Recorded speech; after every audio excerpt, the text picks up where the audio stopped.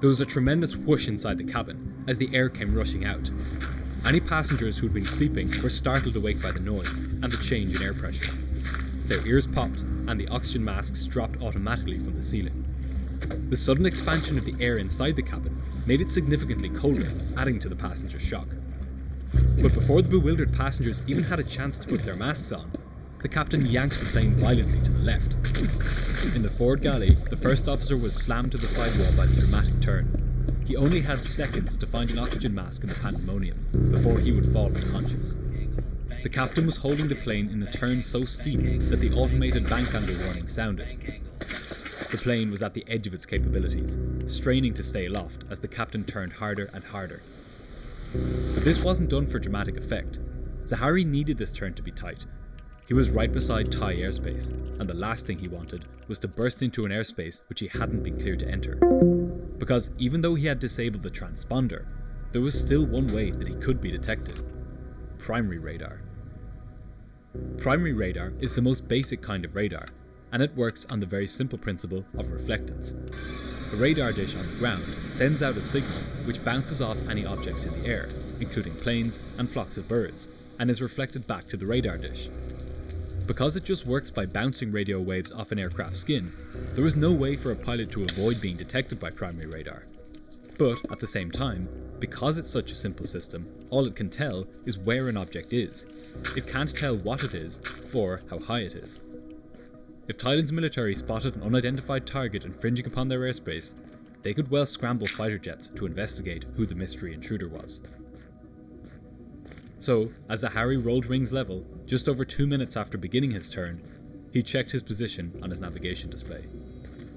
To his relief, he had just about managed to avoid Thai airspace. Flight 370 was now headed in the opposite direction, back towards Malaysia.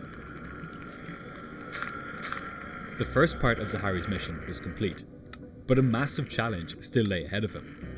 He would now have to cross back over the Malaysian peninsula without being intercepted by the Malaysian or Thai Air Force. And he would have to do this without having his plans spoiled by the 238 people behind him. In the main cabin, the passengers were startled and confused. They had put on their oxygen masks and were listening intently to the cabin crew's instructions. The cabin crew told them that there had been a rapid decompression and that they would be descending to a breathable altitude soon. Apart from how cold the cabin had gotten, and the fact that the oxygen masks had dropped, the situation appeared to be under control. Noise levels in the cabin were normal, and now that the sharp turn was finished, the plane was more or less flying steadily.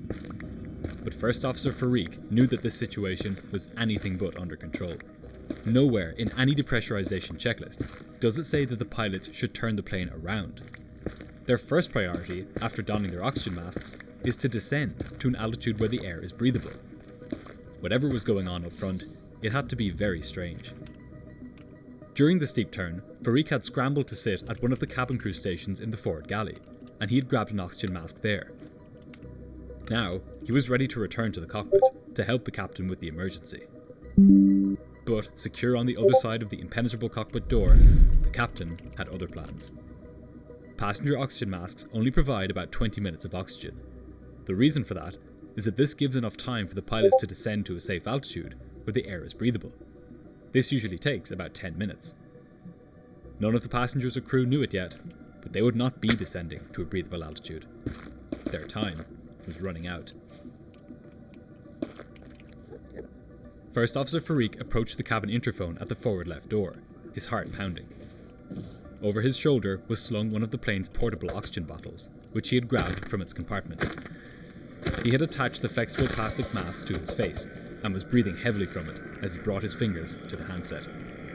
There were 15 of these oxygen bottles distributed throughout the cabin, one for each of the flight attendants on a maximum crew flight.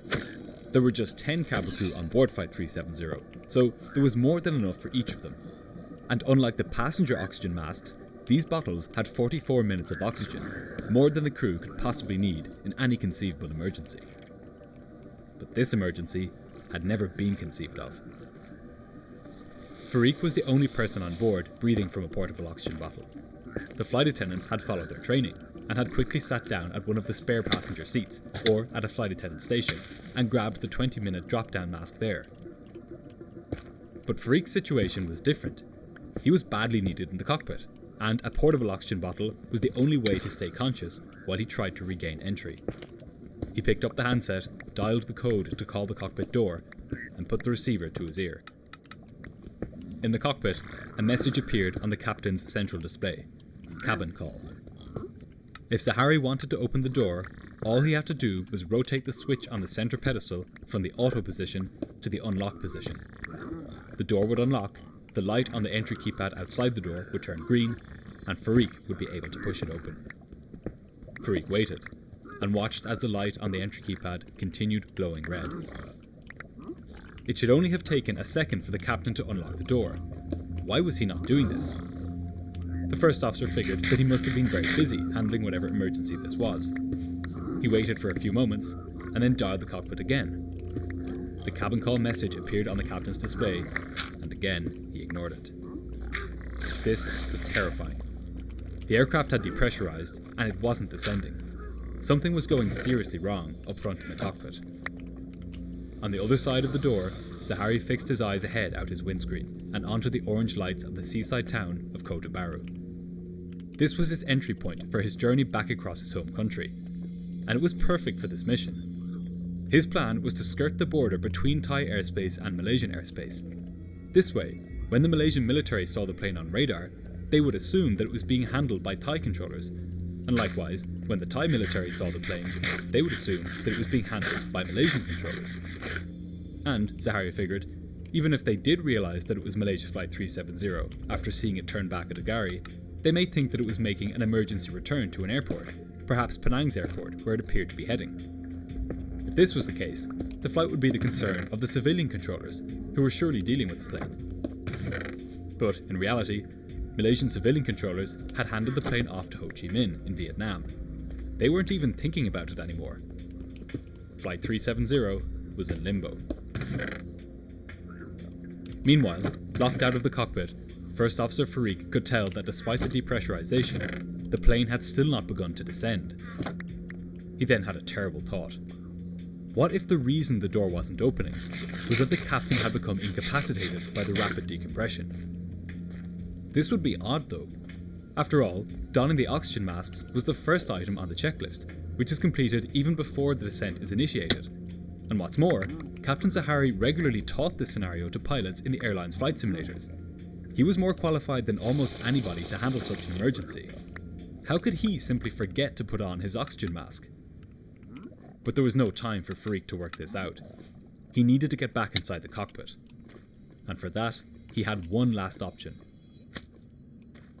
Cockpit door keypads don't just accept one code. As well as the normal code, there is a special code for the rare event in which the pilots are incapacitated and the cabin crew need to gain access. With this code, the door opens automatically if the pilots haven't responded after 30 seconds. But of course, this emergency code could easily be used by hijackers to gain entry to the cockpit.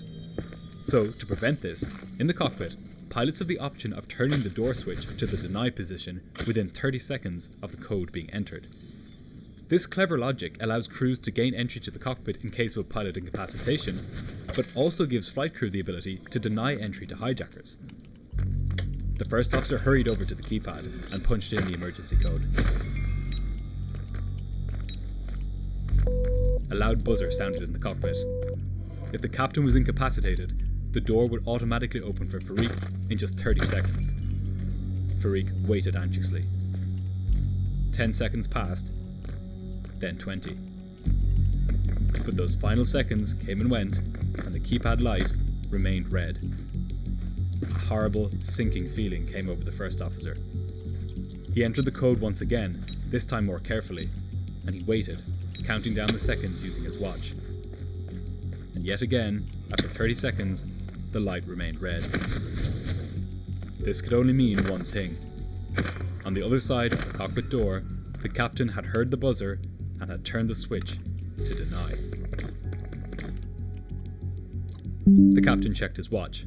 The time was 32 minutes past 1 in the morning, 12 minutes since he had turned his 777 back on itself. About 5 minutes from now, the passengers' oxygen masks would begin to run out. When they did, all 227 of them would become hypoxic. The 10 flight attendants were in much the same boat, still strapped in and waiting for the signal from the captain that they were free to walk about the cabin. The effects of hypoxia are much like the effects of alcohol, with some people becoming euphoric and giddy, others becoming angry, and others still becoming contented and relaxed.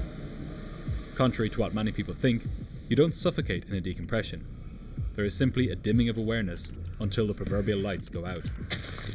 Ironically, the very loss of mental faculties which occurs in hypoxia prevents the realization that it is even happening. In the cockpit, Zahari made a minor adjustment to stay on course as he carefully scanned the skies around him. He was now back over land, zooming across peninsular Malaysia. He had been flying in these skies for decades, day and night, and he knew the lay of the land so well that he could easily identify the various towns en route as he flew overhead.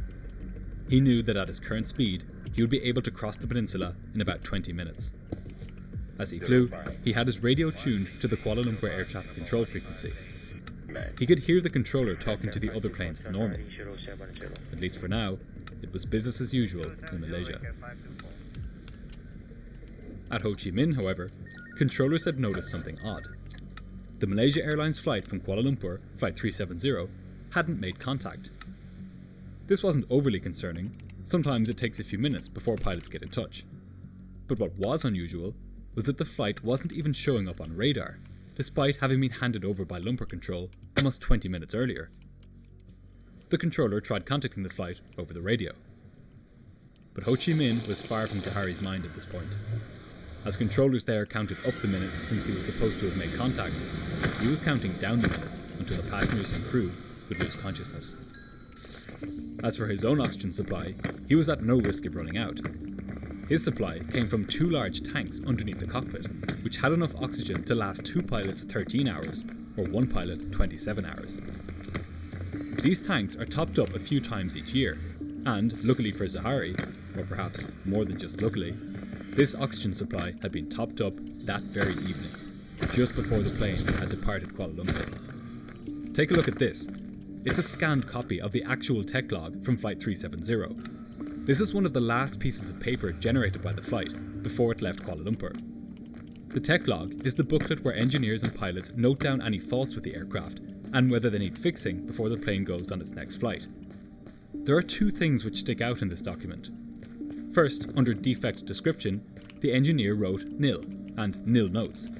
In other words, no maintenance needed. He also crossed out these fields to show that nothing was needed. But then, sometime later that evening, an engineer did make an entry.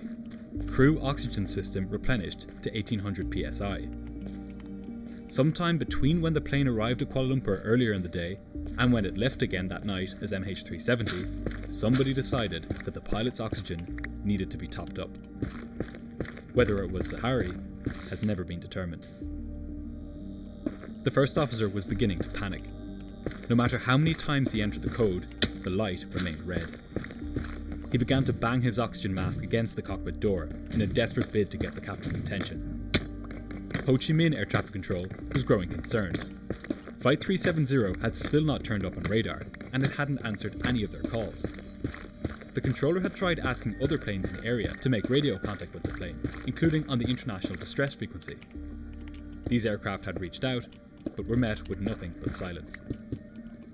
After repeated efforts to call the missing aircraft, the controller at Ho Chi Minh telephoned the controller at Kuala Lumpur and told him that he had not been able to make radar contact with Flight 370.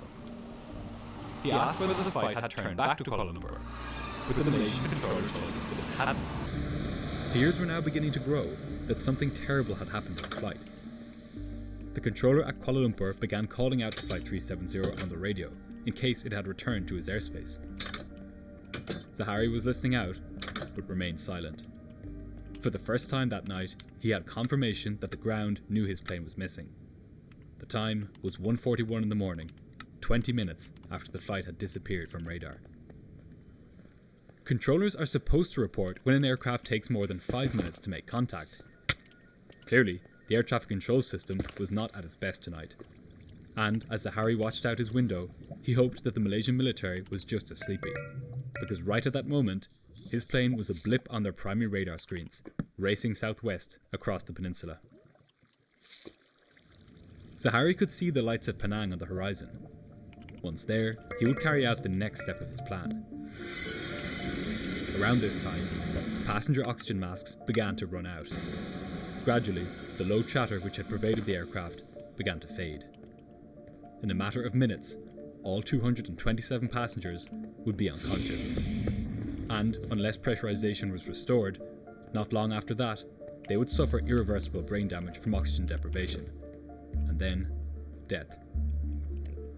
Flight 370 looked like any other plane as it whispered along high above the Malaysian countryside, but it was now becoming a flying mausoleum for all but one of its occupants. First Officer Farik was growing increasingly desperate. None of his attempts to get back into the cockpit had worked. He had to try something different. He knew that at this altitude, his mobile phone would have no signal. However, at one of the cabin crew stations, there was a satellite phone. Maybe, he figured, if he could get through to the airline, somebody might be able to help him. Farik began making his way back through the cabin. The clock was ticking. Farik still had about 20 minutes of oxygen in his tank, but as he walked back through the cabin, he was beginning to feel lightheaded. Even though his mask was providing 100% oxygen, it was not designed to be used at high altitude for prolonged periods of time. By comparison, the captain was wearing a full face mask with a tight seal, and which was specifically designed to deliver oxygen at a positive pressure. This meant that it forced oxygen into his lungs at a rate which ensured that he received as much of it as he needed. And with 26 hours of oxygen remaining, he was in no rush to repressurize the plane. By now, he had calculated, all of the passengers, and most, if not all of the crew, had lost consciousness. On his lower central monitor, he could see the first officer through the CCTV, slowly walking away from the door, back into the main cabin. Now at the other end of the Malaysian peninsula, Zahari had reached the next important step in his plan. Ahead of him lay the Indonesian island of Sumatra. As far as Zahari was concerned, this was an impenetrable wall.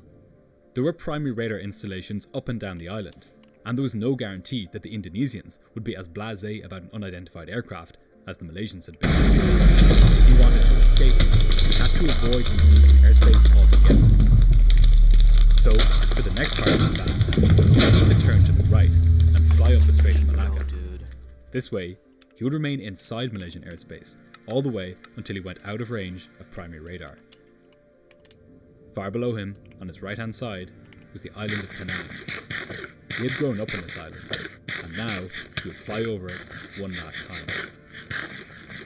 Zahari twisted the heading select knob on the autopilot, and the aircraft began a slow, sweeping turn to the right. As it did, the first officer held his mobile phone against the passenger window and tried desperately to make a call.